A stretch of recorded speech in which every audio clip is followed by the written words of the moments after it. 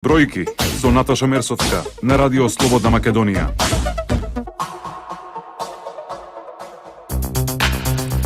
Добар ден, 11 часот и 7 минути. Започнуваме со нов циклус на емисијата Бројки на Радио Слободна Македонија. Оваа недела се отвори саемот за градежништво, од кој што го отвори директорот на Агенцијата за енергетика Александар Дуковски. Што може да се очекува? Какви станови се градат? Дали истите се енергетски ефикасни? Ќе разговараме токму со директорот на Агенцијата за енергетика Александар Дуковски. Господине Дуковски, добар ден, ви благодарам што издвоивте време да гостувате во Радио Слободна Македонија. Благодарам на поканата и се надевам дека ќе имаме интересна емисија за слушателите. Благодарам.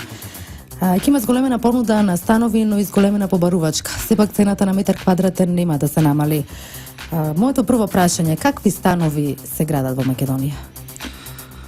Па сега, во последните 3 години имаме ние доста направена напредок во однос на квалитетот на градбата, бидејќи веќе во законот за градење и во законот за енергетика одредени стандарди веќе се воведени, вклучувајќи преку правилникот за енергетски карактеристики на згради, веќе обврзувачки за било кој градител, сите нови објекти што ќе ги прави, да ги прави барем со некој минимум енергетски ефикасни стандарди.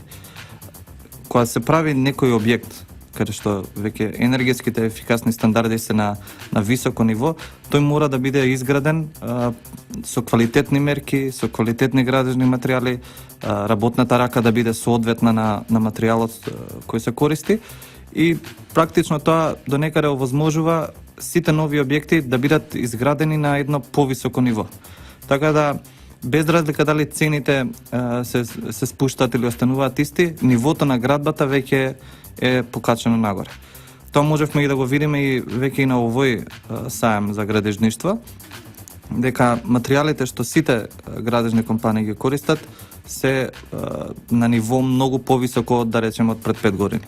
Така да она што ќе го видиме во следниот период само може да оди на кај подобрување на градбата и нели нормално за истите средства што граѓаните би ги дале за еден нов објект, би добиле поквалитетна градба, пониски сметки за енергија, значи грејењето, ладењето, користењето на уредите во станот ќе биде оптимизирано и на најефикасен од енергетски аспект и од економски аспект начин. Сега се навитува прашањето како граѓаните да препознаат енергетски ефикасен стан.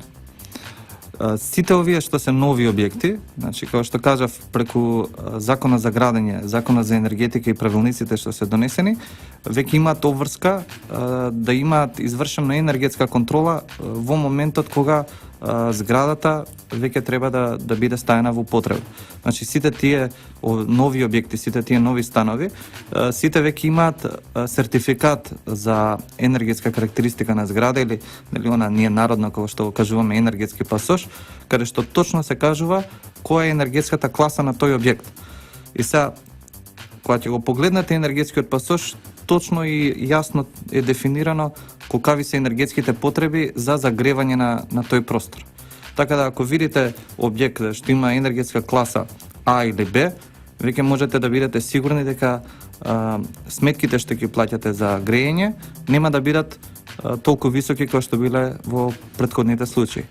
Значи, граѓаните треба да се информираат преку тој сертификат за енергетска карактеристика на зграда или енергетски пасош, да побараат од инвеститорот да го видат и врз база на одредени анализи што они ќе си ги направат, дали за локација, за квалитетна градба или од енергетскиот пасош, они веќе би биле сигурни дека објектот во кој што намераваат да купат стан, намераваат да им биде следен дом, ќе биде енергетски ефикасен и нема да ги чини економски толку како што претходно би ги чинело.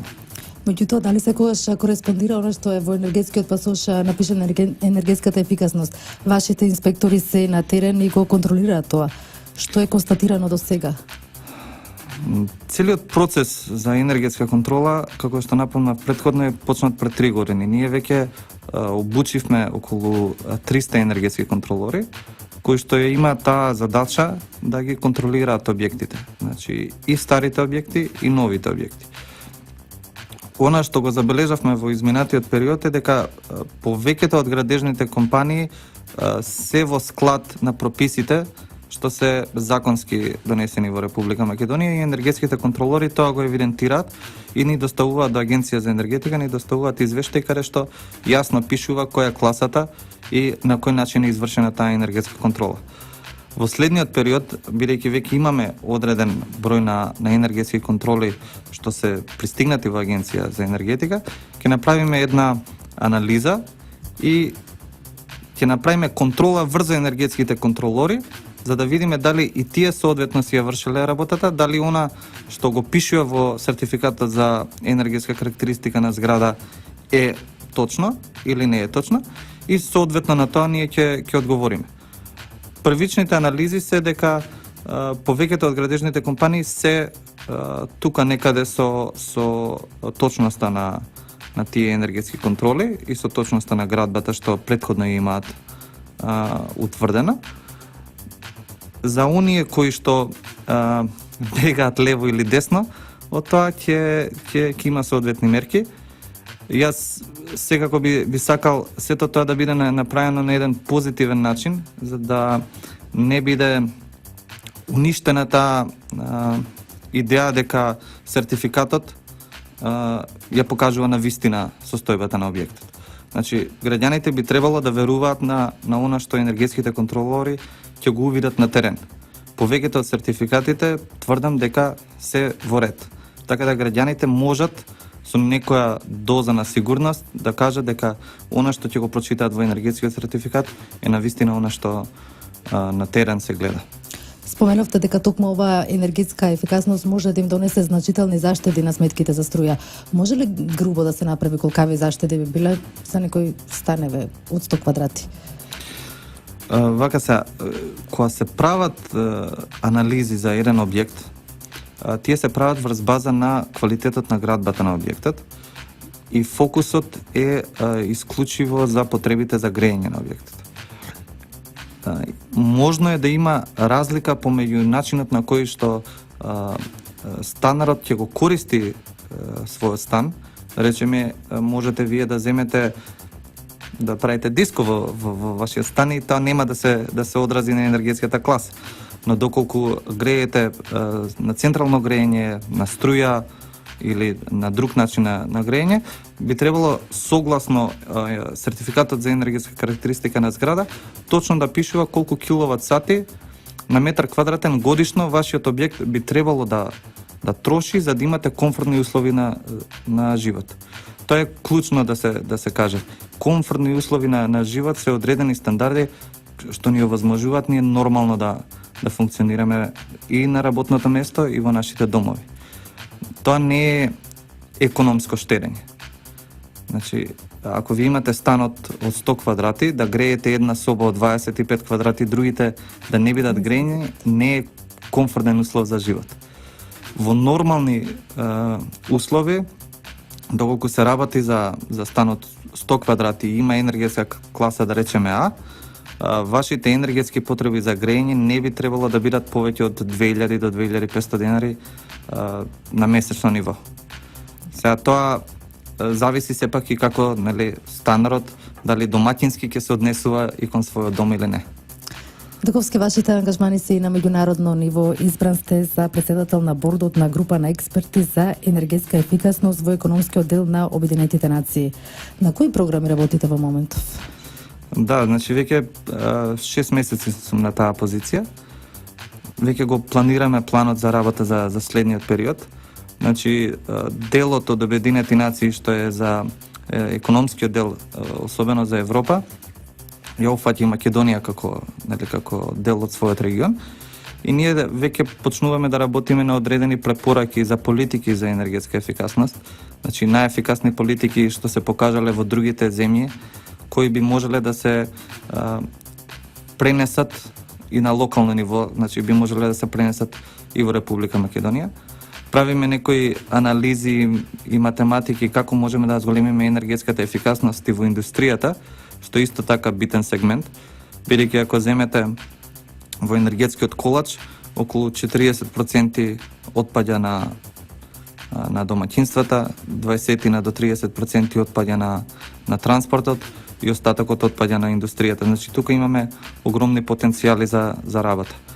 Така да сега во јануари направивме еден воркшоп на ниво на цела Европа, заедно и со Агенција за енергетика од Република Македонија и со Обединети нации.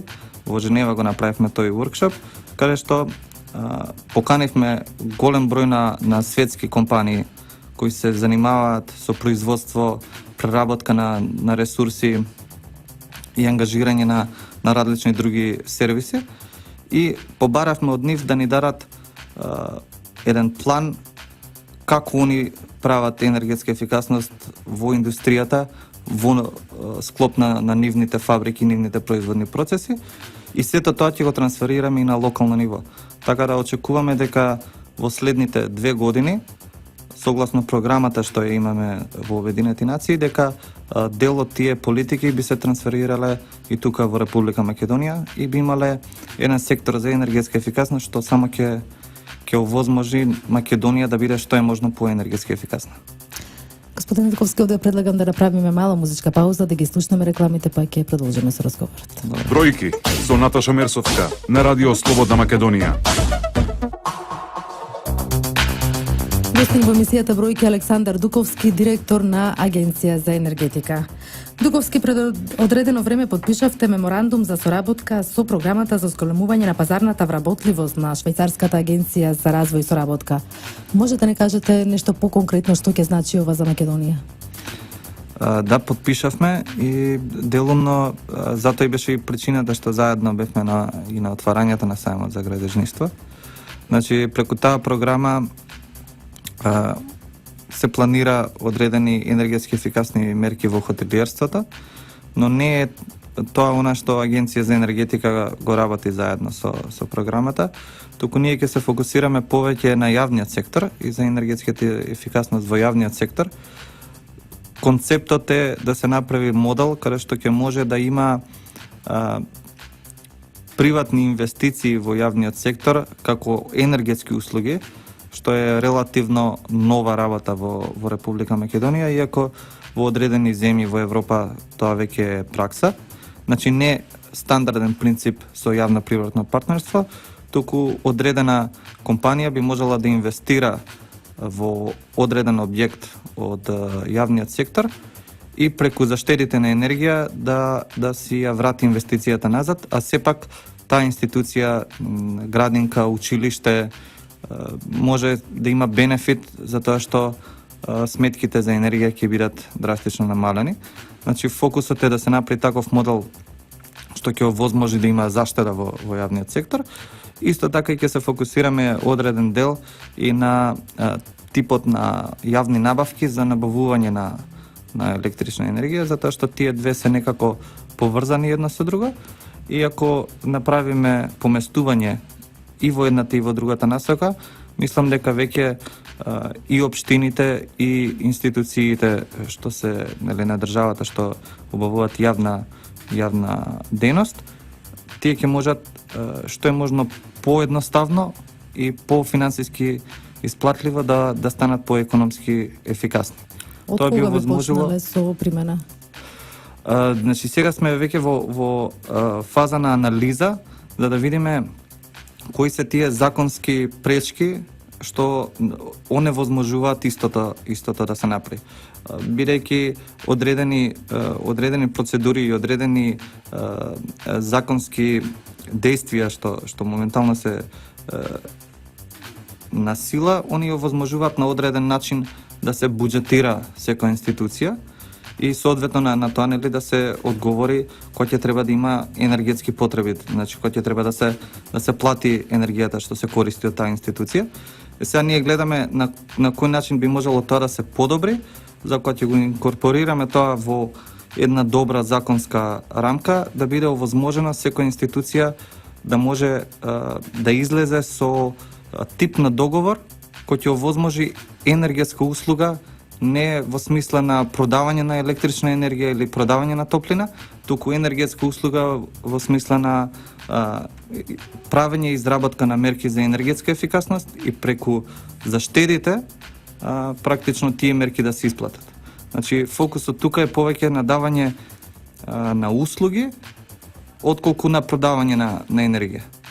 Тој е концепт кој овозможува со сегашните финансии што ги имаат и општините и јавните установи да се финансираат мерки за енергетска ефикасност без да има одредено задолжување и на институцијата и на општините. Значи, тоа е првата фаза. Втората фаза би била онаа соработка со другите институции за да се концепира тоа, и тоа би било некаде средина на јуни.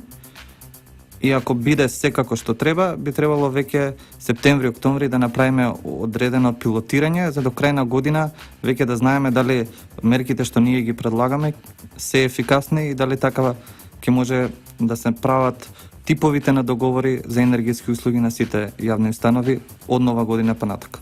Колка би биле заштедите за буџетот на Република Македонија со имплементација на овие мерки за енергетска ефикасност во јавните институции? Зависи од проект до проект, но ако земеме дека минималните стандарди ние што ги гледаме би било заштеда на секоја институција од минимум 20%, а заштедите може да одат и до 60%, тоа би значило дека од прилика за половина би требало да се намалат потребите за енергија во јавниот сектор.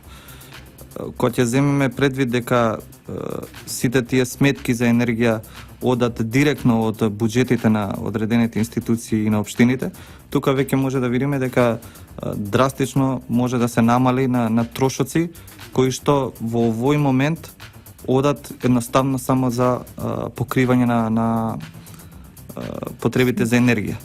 Во тој случај, доколку ова се профункционира како што треба, тогаш и условите за работа во тие институции би се подобриле, бидејќи ќе има драстични инвестиции повисоки во однос на одржување на објектите и во однос на реновирање на истите. Тоа се рефлектира исто така ако земеме дека повеќето од тие објекти се градинки и училишта каде што нашите деца одат и учат, значи без разлика на што ќе се намалат потребите за енергија, ќе се зголеми комфортот на учење на нашите деца во истите тие училишта. Во ваш домен се и обновливите извори на енергија. Колку Македонија инвестира во овие извори? Колку се тие значајни за една економија како нашата? Обновливите извори за енергија во моментов се една од темите која што е доста застапена на светско ниво. Во иста мера е застапена и во Република Македонија. Значи, во изминатиот период ние веќе можеме да забележиме дека има поголеми инвестиции во ветерниот парк, да речеме Богданци, што Елем веќе го прави, што се очекува и втора фаза, значи тој ветерен парк од тие 37 мегавати треба да дојде до 50 мегавати. Гледаме дека имаме 7-8 заинтересирани инвеститори во ветерна енергија кои веќе активно скоро година дена вршат мерење на одредени локации. Имаме околу 18 мегавати фотонапонски централи. Тоа се оние централи што ги гледаат граѓаните со панели кои произведуваат електрична енергија од сонце. Од друга страна, драстично имаме зголемени инвестиции и во оние сончеви колектори за топла вода. Значи, тоа се поразлични од овие што произведуваат електрична енергија, тие се за исклучива за топла вода, каде преку онаа програма на Министерството за економија за субвенционирање на тие сончеви колектори, гледаме дека скоро секоја година тој процент се качува и веќе првичните анализи кажуваат дека има отприлика околу 3000 индивидуални такви системи кои веќе имаат аплицирано во Министерство за економија, а сигурно има повеќе кои едноставно се за сопствени потреби кои граѓаните ги немаат никаде пријавено. Гледаме инвестиции во биомасата. Значи она што кај нас е актуелно е баш таа отпадна биомаса. Значи не разговараме сега за да ги сечеме шумите, него разговараме за лисијата и за отпадната биомаса од земјоделските производи, кои што ќе може да се искористат за правење на електрична енергија.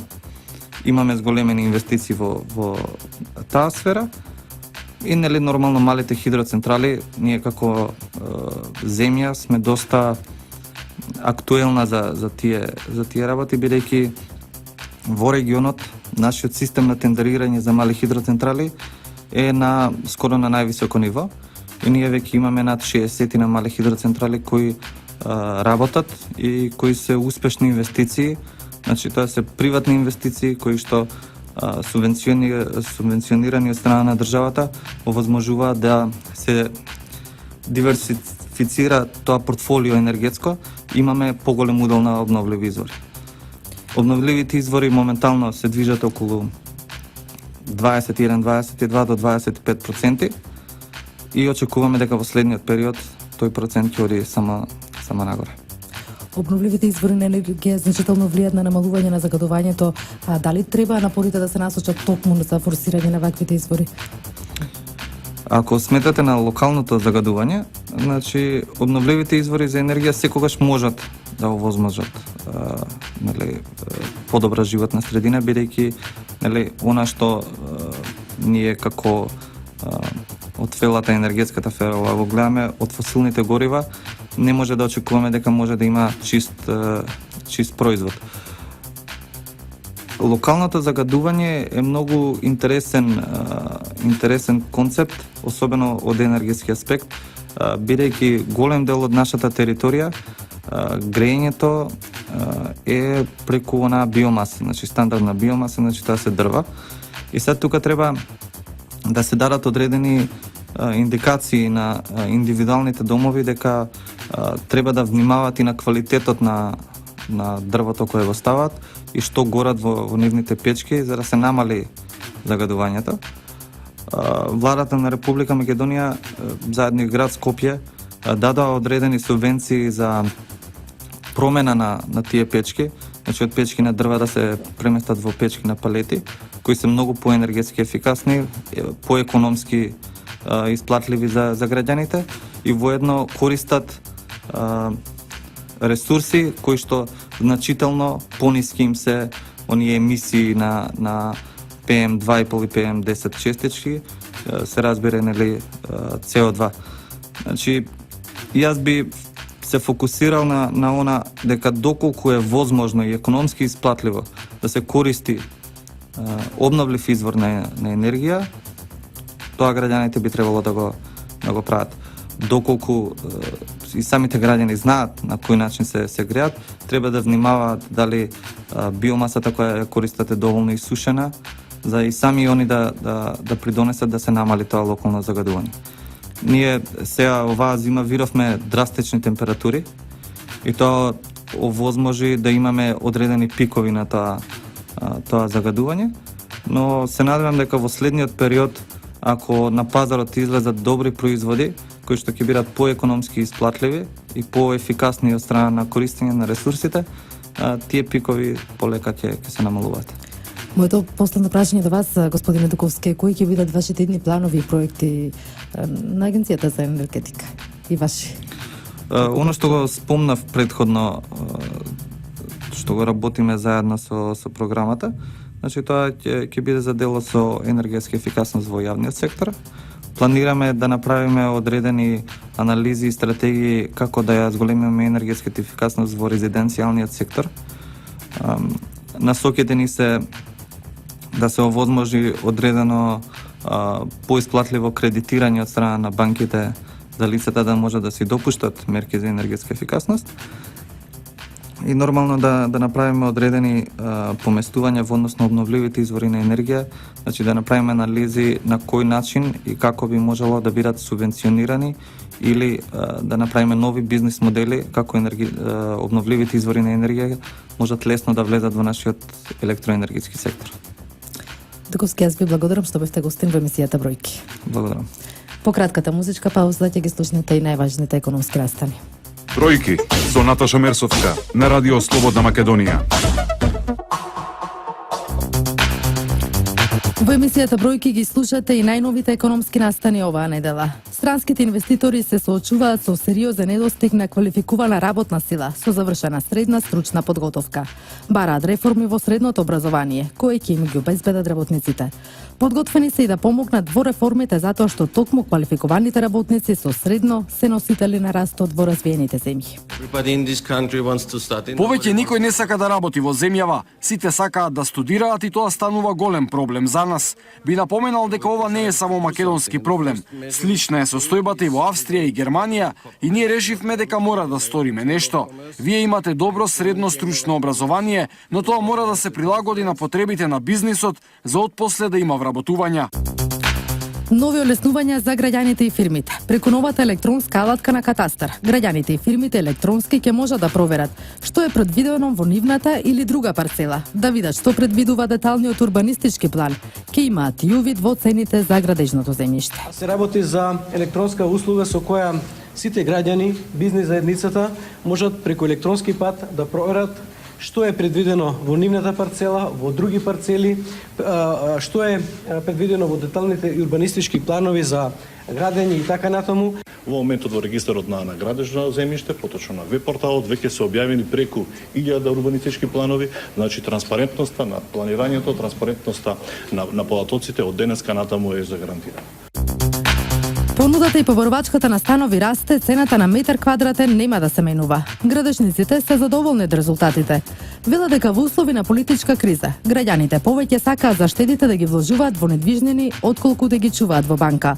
Велат дека во земјава се гради квалитетно, според сите европски стандарди. Градежништвото е во некој подем затоа што мислам дека сме стабилни со цени, градиме со европски квалитет, меѓутоа со македонски цени. Од Скопје ќе се лета до 3 нови дестинации. Нискобуџетната компанија Визер со поддршка од државата воведува авионски линии до Рим, Малта, како и нова линија до Шведска. Ако ги земем предвид новите линии кои што ќе ги воведат Визер и Катар Ервез во 2017 година, очекуваме сличен пораст на сообраќајот како и ланскиот. Исто така оваа година воведуваме и 2 нови чартер летови од Варшава и Катовице на Охридскиот аеродром. Како и секогаш работиме напорно за да додадеме повеќе дестинации во нашата мрежа и постојано подобруваме, преговараме со авиокомпании, туроператори за да се подобриме на сите нивоа. Од 2012 година па се до сега, преку финансиската поддршка што ја возможуваме, вклучувајќи овие 3 линии, можеме денеска да ги промовираме. Визер воведе 28 линии до европските градови, превезувајќи повеќе од половина од патниците што летаат на македонските аеродроми. Нов вид рѓа што ги напаѓа житата и драстично ги намалува приносите од Италија се проширува кон Хрватска и Србија, предупреди Агробизнис комората при Сојузот на стопански комори. Апелираат состојбата будно да се следи, како и да се преземат навремени превентивни мерки за заштита. Станува збор за така наречена црвена рѓа, што досега ја немало во Македонија, но е позната во Европа. Секој што е добар домаќин, штом поминува зимјата, ги наблюдува површините. Пред мал се спомнавме дронови. Доколку имаме ние дронови, ние можеме со дронови да ги видиме секаде каде се. Пошто немаме, треба тоа што се вика буквално пешки да се помина секој ќоше, секоја парцела. Тоа многу брзо може да се сузбие со превентива на одредени фунгициди. Сите компании кои сакаат да вработат лица од социјален ризик можат да аплицираат за мерката субвенционирано вработување од оваа категорија. Ако вработат лица со понизок степен образование, ќе добијат субвенција за плата од 14.900 денари, а за лица со повисоко образование 17.000 денари. Плюс работодавачот во првите 6 месеци за секое лице ќе добива и по 5.000 денари за покривање на трошоците за нивна обука. Од денеска сите мали и микробизнеси кои имаат потреба од нов кадар можат да аплицираат за добивање на кредит за отворање на нови работни места, и тоа за едно кредитот е 3.000 евра, а за 3 ново отворени работни места 9.000 евра. Ги публикуваме. Сите заинтересирани работодавачи, невработени лица се пријават на објавените јавни огласи и да посетат еден од 30 центри за вработување на Агенцијата за вработување на Република Македонија, каде што ќе може да добијат и подетални информации за вклучувањето во некои од овие програми.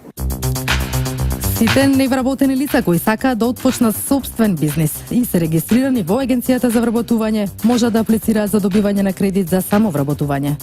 За дејности од помал обем ќе се доделуваат по 3.000 евра за секое ново отворено работно место, при што ќе се финансираат проекти со најмногу 3 работни места, односно ќе се поддржат до 9.000 евра.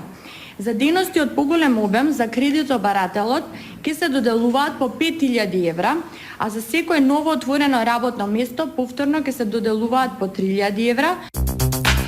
Вчера вработените во железница добија половина од јануарската плата. Според најавите, раководството е во преговори до крајот на следната недела да се префрли и другата половина. Дали вработените ќе продолжат со штрајкот, ќе се обшта денеска. Во овој момент е загрозено функционирањето на една од поголемите компании во нашата држава, значи можеме да ја доведеме до банкрот и уште поголема катастрофа, огромен број на вработени да останат без своите работни места, затоа што таа компанија 100% е зависна од нашите услуги. Вработените во Југокром денеска од 11 до 13 часот го блокираат автопатот Скопје-Тетово во двата правци кај наплатната рампа кај Желино.